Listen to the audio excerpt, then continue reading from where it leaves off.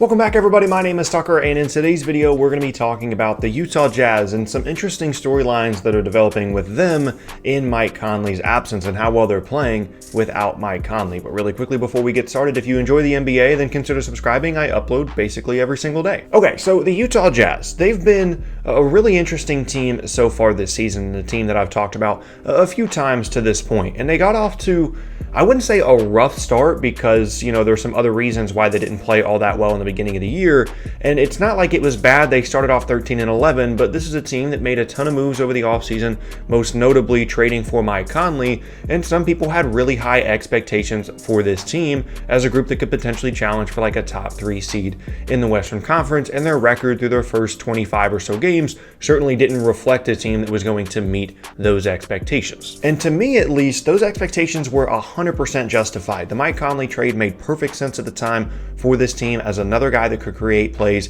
It seemed like Donovan Mitchell was going to have a jump in his play this season, coming off of playing for Team USA over the summer, and this is a team that's always been really good defensively. They've had plenty of success over the last few seasons. They had all these other pieces in place, like Mitchell, like Gobert, like Ingles, and it just seemed like this was going to be the year that they were really going to take a jump. However, the interesting thing about the start to their season was how much they were struggling to integrate Mike Conley into this team and how poorly he was playing from a statistical standpoint. This is a guy that is used to putting up pretty good stats right around, 18-9, and on this new Jazz team in a new situation, that just wasn't happening for him to begin this season. And there were a couple of concerns with this. One, this is the first time that he's really been put in a new situation, certainly on a new team, playing his entire career in Memphis. And there have been different situations he'd been put in different roles in Memphis, but he'd never played for a different team and arguably had never played with this many good perimeter players. And the fact that he was struggling to adjust initially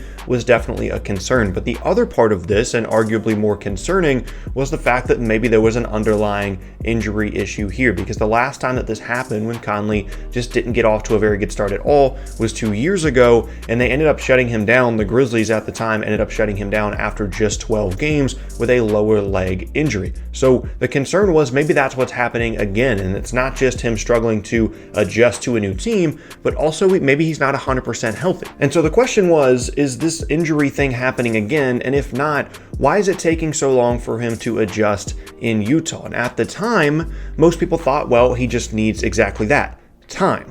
But now he's missed the last handful of games. He went out with an injury in the beginning of December, came back randomly for one game, but he's missed the last handful of weeks now for the Jazz, and suddenly they're playing a lot better without him. So let me give you some numbers really quick. They started off the season 13-9 with Mike Conley in the lineup. Since then, they've gone 14-3 without him, including 11-1 in their last 12 games. And as of the recording and uploading of this video, they're 27-12 overall, tied for the second seed in the Western Conference with the Denver Nuggets. And now obviously that is a drastic difference between when Conley plays and when he doesn't in terms of their record, and lately they've been playing a lot better, as I said, winning 11 of their last 12. So what exactly is happening here? Is an actual concern? Are they actually better without Conley?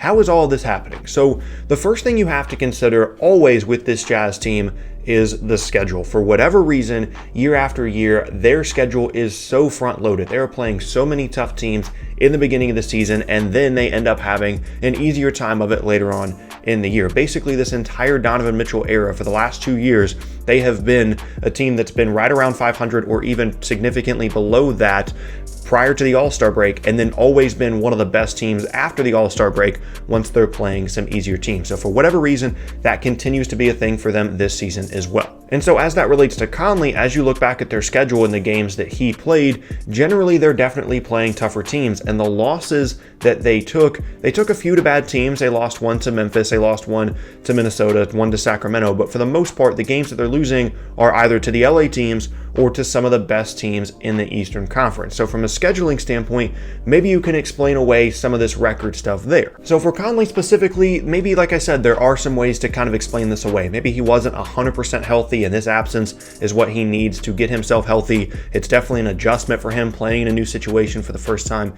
in his career, and then the schedule arguably being much tougher in the beginning of the season than it has been since he has been out of the lineup. But what about the other players on this roster? Your first thought here would be, okay, well, without Conley, Donovan Mitchell must be playing out of his mind. He's going to have more opportunities. He's going to have more responsibility on the ball in terms of playmaking without Conley there. And he's had some big games without Mike Conley in the lineup, but just in January to this point, he's only averaging around 18 points per game, and it's been efficient, but it's not like suddenly Donovan Mitchell was putting this team on his back and he's averaging 30 points per game without Conley. His season averages are pretty much the same. However, there are some other guys that are showing a significant increase in their production without Conley in the lineup. The biggest one for me personally is Joe Ingles, because this is a guy that in the beginning of the season was struggling more than he ever has since he's become a key part of this Jazz team. We'd never seen stats so bad from Joe Ingles in that entire span that, like I said, he's become an important part of this roster. And since Conley's been out, he's been moved back into the starting lineup because they did move him to the bench at times, and he just seems so much more comfortable, and his numbers are right back where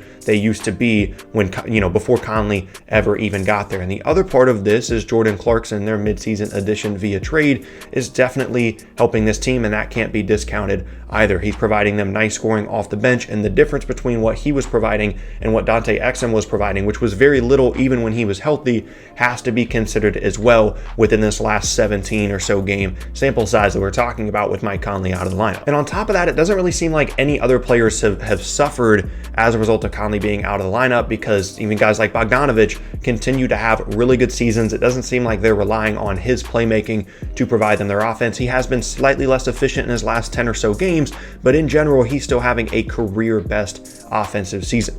So when you're looking at it as a whole, yeah, you can talk about, maybe there's some scheduling stuff, there's some fit stuff. He's still trying to adjust and figure it out.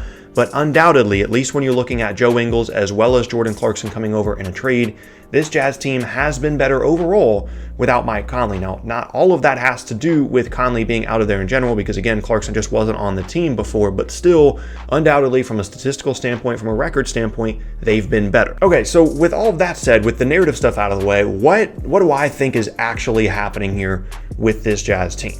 Well, one thing to consider is it possible that they have too many playmakers, too many guys that need the basketball, not to be effective, but are used to having the basketball in their hands more than maybe they have to this point in the season, at least when Conley has played, and then when he's out of the lineup, everything becomes a little bit easier for them. That has to be at least part of the reason for why Ingles is playing better. He's more comfortable because he has, a higher usage rate. He is being more involved in the plays on the ball. And this isn't something that really we considered before this year, because these are four guys, when you're talking about Bogdanovic, Ingles, Conley, and Mitchell, that are generally well-liked, specifically Conley, in terms of, around the league and by fans and things like that, and are generally thought of as players that, yes, use up a good amount of possessions, but are capable of playing off the ball. And they're not, they're not seen as like ball stoppers or anything like that. I mean, Mitchell is probably the highest usage of all those guys, but even him, you don't really see him as like a true ball stopping player. So it seemed like this was a group that, they were going to be able to figure this out. They were going to be able to share the ball, but maybe that's just not the case. And maybe just by simply removing the guy that has at times been the least effective of that group at making plays in terms of efficiency, maybe just by removing that has allowed everything else to open up. I think that's definitely a possibility. And again, one that we don't really consider with these four guys. Maybe, there's just not enough possessions, not enough basketball to go around. The other part of this is specifically for Ingles, which again is the biggest difference for me in this team without Conley.